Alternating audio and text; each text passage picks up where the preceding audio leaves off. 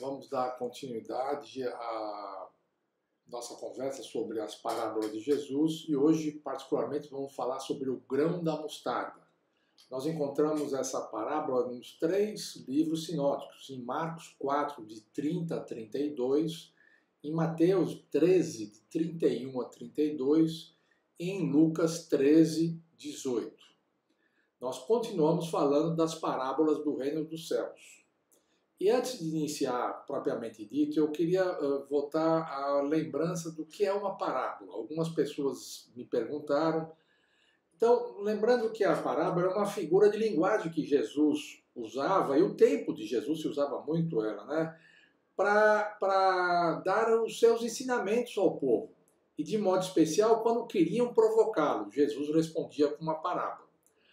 A parábola é uma narrativa fictícia ou uma história geralmente tirada do cotidiano.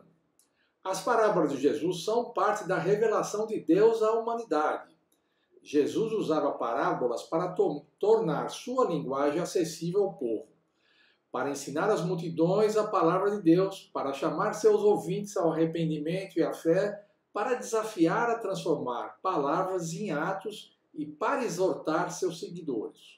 Então é muito rica essa leitura, nós temos inúmeras parábolas, então eu gostaria de incentivá-los a refletir sobre as mesmas. Então vamos entrar basicamente hoje no grão da mostarda, lembrando que ela está nos 3 livros sinóticos. Então vamos entrar no contexto literário desta parábola. Lembra que a gente tem que dividir contexto literário, contexto vivencial e contexto atual. A parábola de grão da mostarda, ela encontra-se nos 3 evangelhos sinóticos, como eu já falei, e cada qual a introduz num contexto literário próprio do seu evangelho, trazendo nuances diferentes na sua interpretação. No evangelho de Marcos, a parábola do grão de mostarda é precedida pela parábola da semente que germina por si só. Ela se encontra na segunda parte do evangelho de Marcos. O ministério de Jesus na Galiléia entre ensinamentos diversos, curas e parábolas. Segue a esta parábola a informação de que Jesus tinha o cuidado de explicar aos discípulos e o que ficava obscuro para eles. Já no Evangelho de Mateus, a parábola do joio precede a parábola do grão de mostarda. Ela se encontra na quarta parte do Evangelho de Mateus e fala dos mistérios do reino dos céus, sem conflitos entre o reino e anti-reino, como na parábola do joio. Depois da parábola, que, como a parábola anterior, indica crescimento. No Evangelho de Lucas, situa-se na quarta parte, na subida de Jesus a Jerusalém, e é precedida pela cura da mulher encurvada em dia de sábado. Segue a esta a parábola do fermento, que é igualmente uma parábola do reino que apresenta o seu crescimento lento em meio à comunidade.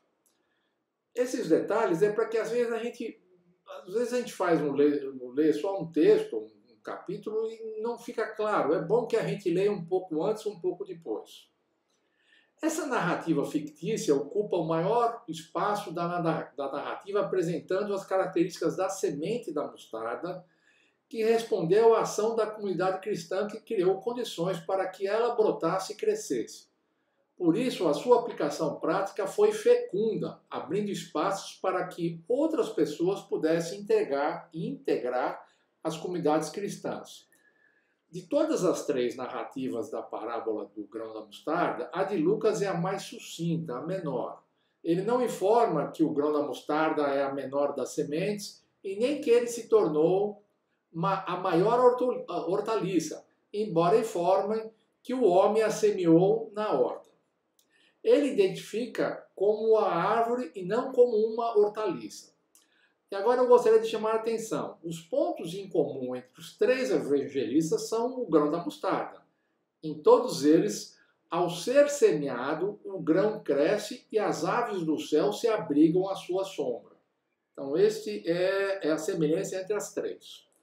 Estas aves que voam ao redor da árvore e pousam nela podem significar que essas comunidades cristãs são abertas e nelas há acolhidas aos que ainda não pertencem ao seu grupo. E no contexto vivencial, como é que nós conseguimos ver essa parábola? Essa parábola nos traz que a semente tem em si uma força secreta que a leva até o seu desenvolvimento pleno.